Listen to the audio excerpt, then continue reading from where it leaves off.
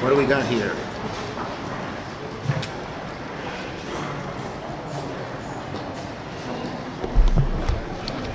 Okay, thank you everybody. Good afternoon. And I'm proud to be joined by Senators Klobuchar, Merkley, and Gallego. So, yesterday the House and Senate finally agreed to pass legislation to compel Donald Trump to release the Epstein files. A few hours after it passed the House, I came to the floor and got unanimous consent for the Senate to immediately pass that bill.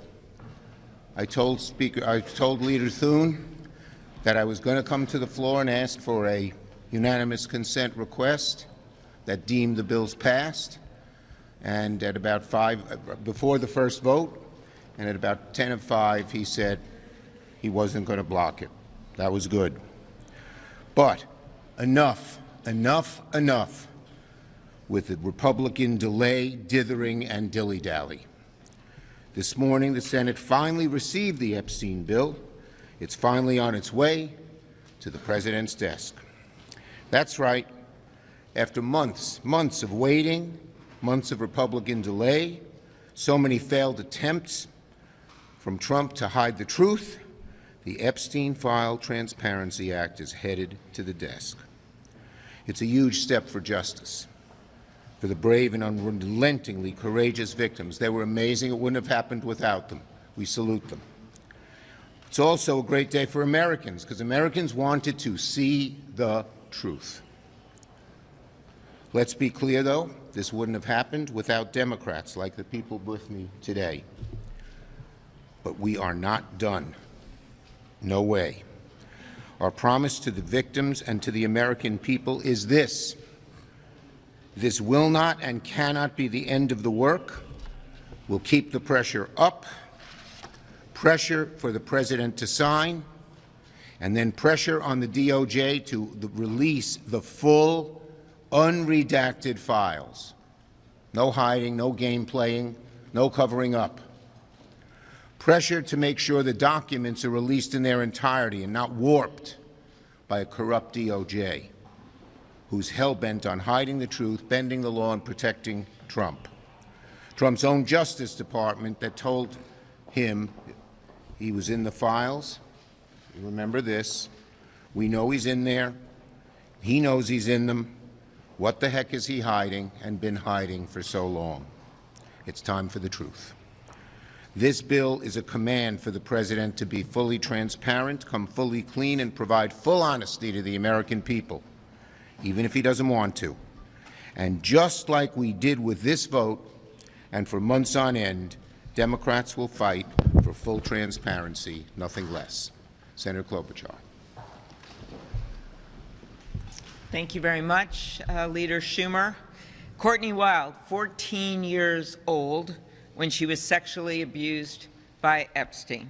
Danielle Bensky, 17 years old when Epstein sexually abused her. Her mom had a brain tumor, and he told her that he could help her mom, but only if she abided by his demands, including recruiting other girls. He told her, I can use it to help you, or I can make it really difficult for your mother. As she said recently, it's a call to action. We're standing up for so many victims of sexual assault. As a former prosecutor, I can tell you that's what this is about. It is also about trust. When Donald Trump and the Republicans promised the American people time and time again, whether it was about bringing down costs, not true. Whether it was about making changes that help people, not true. But whether it was about releasing these Epstein files, now we'll find out the truth. Donald Trump knew that there was overwhelming numbers of votes coming in against him, and at that moment, he made the decision that he would say that he wanted the vote to go through. At that moment, when Senator Schumer made the decision to come forward, there was no one who would stand up and say, nope, we shouldn't have them released. And I thank Senator Schumer for doing this. The House discharge petition materialized because there were the votes to override his veto. So now is the moment of truth. One, he has to sign it But two, and most importantly, when we look at what the Attorney General of the United States, who is running a Justice Department that literally, when Donald Trump orders them by Truth Social or in person to do something, they do it. Drop charges, they'll do it. Pardon their friends, they'll do it. It is literally a snap of their fingers. Make sure that you charge a Federal Reserve governor or the Attorney General of the state of New York or the former FBI director. We're there, we'll do it. That's what's been going on. So right now, we're facing a moment. Because of these faux investigations that she is now claiming are reopening, now we're going to find out, are they really going to release the files or not? And we are ready to stand up for victims like Danielle and so many others in this country.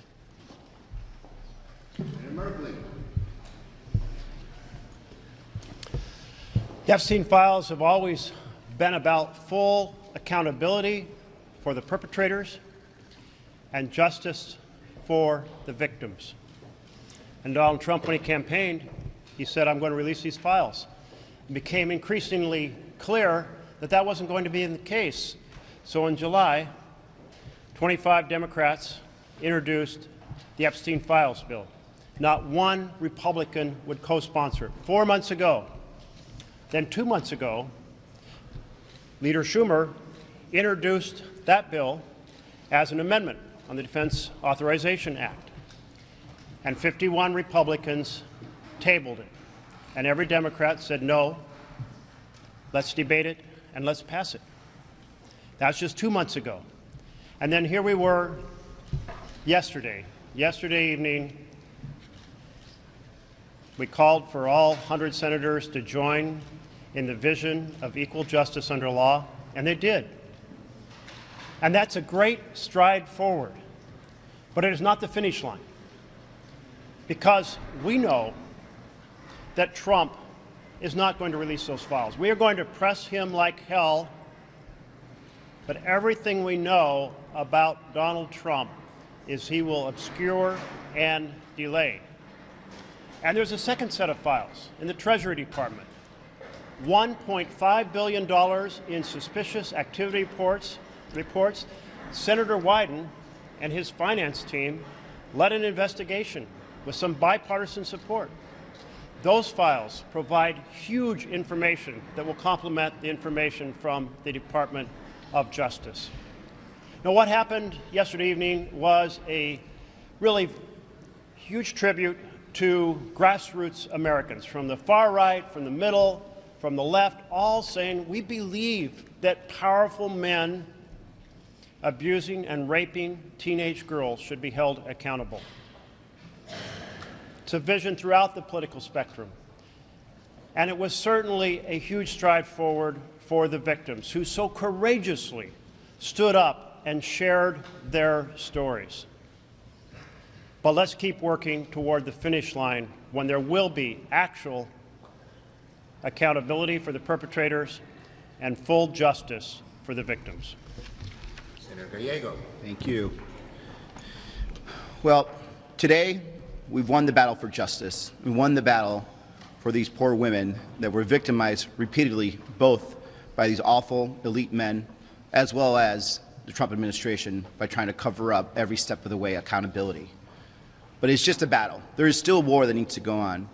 We should not be in any doubt that this president is going to take every opportunity, along with his allies, along with Attorney General Pam Bondi, to slow down, to cover up, to confuse, because at the end of the day, the truth will come out and it will hurt this administration. So I just encourage everyone that was involved and was involved in the fight from day one to make sure that we do not fall for the same traps that he's going to continue to put down. These women deserve justice. These women deserve to be treated like any other U.S. citizen. And just because it was elite men from New York City or from Mar-a-Lago or from wherever in the world, they deserve to be brought to trial and to justice just as much as anyone else. The president needs to show that he is for us and not for them, and stop trying to stop a real open investigation and a real understanding of what happened with the Epstein files. Thank you. Okay, questions? Mr. Schumer? Yes. What's your reaction to this proposal from Health Committee Chairman Bill Cassidy to set up HSA accounts to help people afford insurance plans on the Obamacare marketplace. Could that be a potential common ground? Is that Look, we insist on that the ACA tax credits have to be renewed and extended, period. If Cassidy's proposal, as I understand it, replaces them, looks like it's privatizing health insurance, and it looks like it's really problematic, and particularly problematic to do very quickly. Yes. Leader Schumer, Republicans have said that Democrats have been too singularly focused on President Trump's role in the Epstein files. What would you say to that criticism, and are you equally concerned about the names of Democrats or people that donated to Democratic causes that could pop up? We think every name should come out, everything. Everything. There should be no cover-up. Yes, this late. Yes, you haven't called on you. About the Russian sanctions bill. Are you hopeful that it will finally get a vote this month now that Trump said he's okay with it? And if it does become law, what do you think should be the focus? Do you think there should be 100% tariffs on Turkish goods, Chinese goods, Hungarian goods? What would be the most effective? Look, the bottom line is I think there are 87 co-sponsors or sponsors, including Leader Thune and myself. We've wanted to move the bill for a long time. Hopefully it can move. Putin has to be told in every way that he cannot be just a bully and overrun Ukraine. Okay? No, you gentlemen. Yeah. Leader Schumer, given the federal court's decision in Texas yesterday to strike down their gerrymandered maps, are you boosted by Democrats' chances nationally going into 2026? Look, I'm boosted by Democrats' chances nationally to begin with. Why? Because the American people are on our side. The issue of health care has been a dramatic cleavage between Democrats fighting to prevent these premiums from going up and Republicans standing in the way. Even we've seen this over and over again. The American people know we're on their side. They know the Republicans are opposing them, and that's going to serve us very well in 2026. Thank you.